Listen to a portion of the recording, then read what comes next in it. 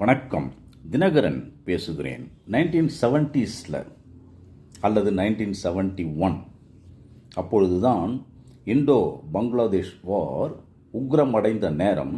பங்களாதேஷை தனி நாடாக பிரித்து கொடுத்த நாடு நம் நாடு. அவர்களுக்கு முழுமையான ஆதரவை மிஸ்ஸஸ் இந்திரா காந்தி அவர்கள் பிரைம் மினிஸ்டராக இருந்து செய்து முடித்தார். நல்ல காரியம் அது. ஏனென்றால் அங்கே இருந்து அகதிகள் இங்கே வந்து கொண்டிருந்தனர். பட் பல லட்சக்கணக்கான உயிர்கள் இரு நாடுகளிலுமே அல்லது 3 நாடுகளிலுமே என்று எடுத்துக்கொண்டால் கூட மரணித்து போனார்கள். இதையெல்லாம் எதிர்த்து அந்த காலகட்டங்களில் ஜோதி பாசு போன்றவர்கள் கம்யூனிச கட்சியில் மிக முக்கியமானவராக இருந்தவர்.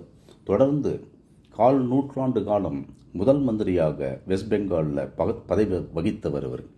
அவர் மதர் தெரசா அவர்களை பார்த்து ஒரு ஆன்டி வார் ரேலி நடத்தணும், அதுக்கு நீங்கள் தலைமை தாங்கணும் அப்படின்னு சொல்லி கேட்குறார். கல்கட்டாவில் பாருங்கள், மேன்மக்களே என்பது அந்த செயின்ட்ன்ற ஒரு அங்கீகாரம் கூட அந்த அம்மையாருக்கு கிடைத்தது. பாருங்கள், அந்த நெகட்டிவாகவே இருக்கக்கூடாதுப்பா, பாசிட்டிவாக இருக்கணும்னு. Comrade Basu, you must understand all positive points. I will never attend an anti-war rally. If you have a peace rally, invite me. அதுதான். Mother knew. She understood the secret.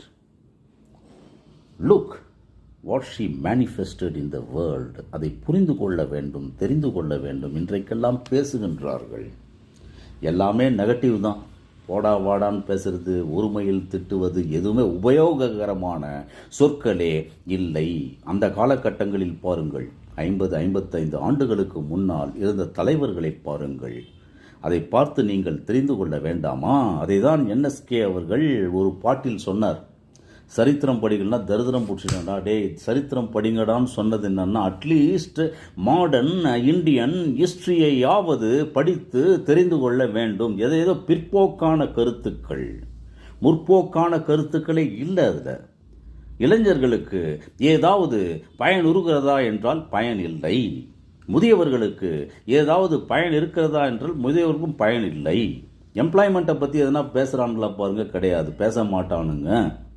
அரசியல்வாதிகளே நீங்கள் தெரிந்து கொள்ளுங்கள், புரிந்து கொள்ளுங்கள். மதர் போல நீங்கள் அவங்கெல்லாம் ஸ்டேட்மெண்ட்லாம் பாருங்கள், எப்படிலாம் பாடுபட்டுருக்கிறாங்க, எப்படிலாம் நாட்டுக்காக உழைத்திருக்கின்றார்கள் என்று பார்த்து இந்த பாசிட்டிவாக பேசுங்கப்பா. நீங்களே பாசிட்டிவாக பேசலைன்னா அப்புறம் இளைஞர்கள் எங்கே பாசிட்டிவாக பேசுவாங்க? சினிமாக்காரன் பின்னால் தான் ஓடிட்டுறான். இன்றைக்கும் அன்னைக்கும் ஓடினான், இன்றைக்கும் ஓடுறான், என்னைக்கும் ஓடுவான் போல தெரியுது என்று மட்டும் சொல்லி பாசிட்டிவ் டாக். அதை தான் எங்கள் தாத்தான்றாங்களே இப்போலாம். எவ்வளோ தலைவர்கள்லாம் பேசுகிறாங்களே, பேசும்போது மட்டும் எங்கள் தாத்தா கொள்ளு தாத்தான்னு திருவள்ளுவரை எடுத்துவானுங்க.